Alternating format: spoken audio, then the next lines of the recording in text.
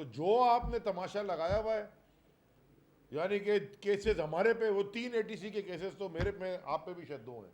अभी आप मेरे बराबर नहीं पहुंचे, एक आपको और चाहिए होगा। आप पे तो नहीं है? नहीं, इंशाल्लाह आप सिंध में रहेंगे तो बना देंगे, फिक्र ना करें। तो ये कोई तमाशा लगाया हुआ है। तो इस तरह हुकूमतें नहीं चलती, इस तरह मुल्क नहीं चलते, इस तरह नेशन नहीं चलते।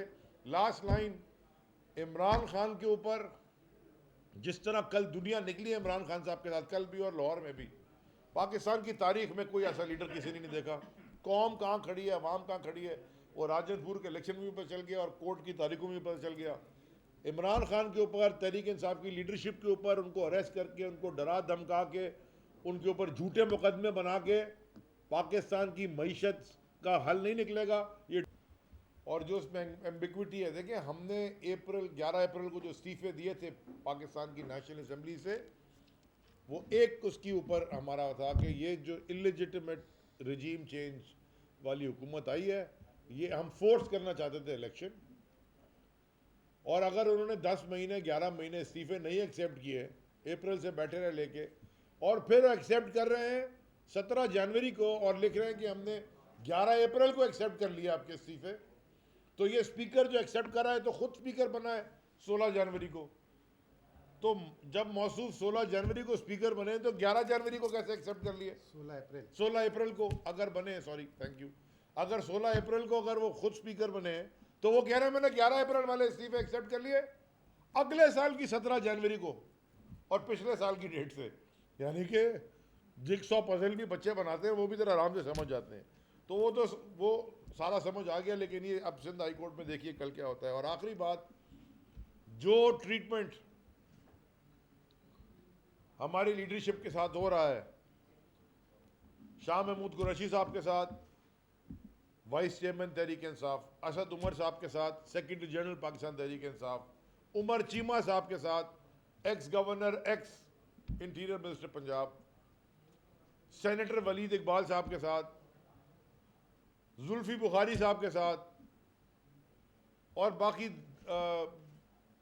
जो दीगर हमारे लीडरान हैं, जो पहले आजम स्वाति साहब के साथ हुआ और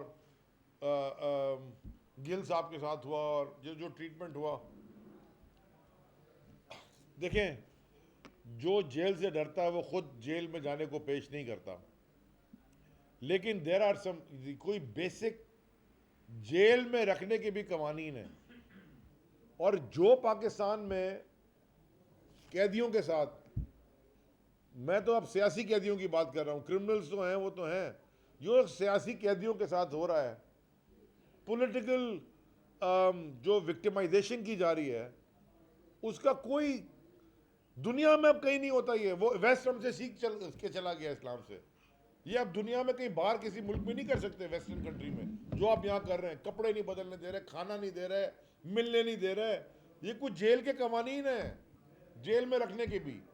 और ये उन्होंने खुद अरेस्ट की थी अपने मौक़िफ़ को आगे करने के लिए।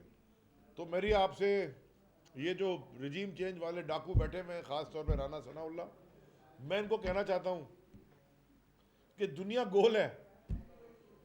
ये राना सनाउल्लाह वो आदमी है जिसने लाइव टीवी शो में बैठ के, मुजम्मिल साहब आपको मैं याद दिलाना चाहूँ, लाइव टीवी शो में बैठ के कहता है अली जैदी तुम्हारी गाड़ी से एक दिन हीरोइन निकल जाएगी। Live TV show, Nadeem Malik के शो में लाइव मुझे कहा, गूगल कर लें आप, मैंने कही धमकी दे रहे हैं आप। मैं उस वक्त वजीर था, उसी के ऊपर मैं चार्ज करके इसको बंद कर सकता था। लेकिन हमने ये वाला काम किया नहीं कभी। ये वजीर नहीं था, वो आज वजीर बन गया। और जो ये जुल्म कर रहा है, ये दुनिया में तो उसका हिसाब होगा, इंशाल्लाह आखिरत में भी होगा। तो मेरी दोबारा गुजारिश है सारे लॉ इन्फोर्समेंट एजेंसी से, कानून नाफिज करने वाले लोगों से, जो वर्दी पहना है, वर्दी के पीछे इंसान है, इंसान का दिल और दिमाग है। आप कायद-ए-आज़म, आखिरी बात, मोहम्मद अली जिन्ना साहब, कायद-ए-आज़म मोहम्मद अली साहब का बड़ा क्लियर स्टेटमेंट था कि तुम सिविल ब्यूरोक्रेसी के लिए कि तुम कानून फॉलो करो। अगर कोई हुकूमत भी तुम्हें अगर कानून तोड़ने का कहती है, तुम पाकिस्तान का कानून और आइन फॉलो करो।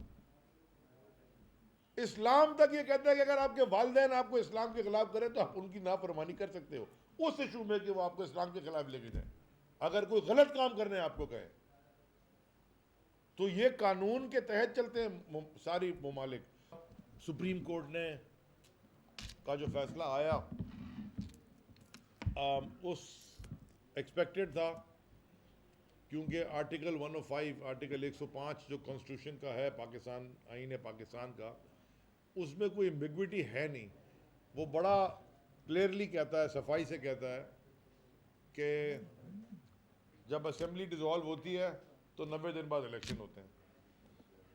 मुझे तो ये समझ में नहीं आ रही थी, जो 2-3 सवालात तो मैं कंफ्यूज था कि नोटिस तो ईसीपी को हुआ था, हाँ पीडीएम के जो पार्टीज़ हैं वो भी थे, लेकिन वो वकालत जो उनकी ऐसी हो रही थी, ऐसा लग रहा था वो ईसीपी की वकालत कर रहे हैं। लेकिन सुप्रीम कोर्ट पाकिस्तान का अल्टीमेट जस्टिस सिस्टम का टॉप इदारा है, हमेशा एक्सपेक्ट करते हैं हम सुप्रीम कोर्ट से, अब सारे कोर्ट से पाकिस्तान की, बल्कि ख़ास तौर पे सुप्रीम कोर्ट ऑफ पाकिस्तान से, कि हमेशा वो आइन के मुताबिक फ़ैसला देगा। कॉन्स्टिट्यूशन, अब they will always uphold the constitution. तो हम इसमें मुबारकबाद पेश कर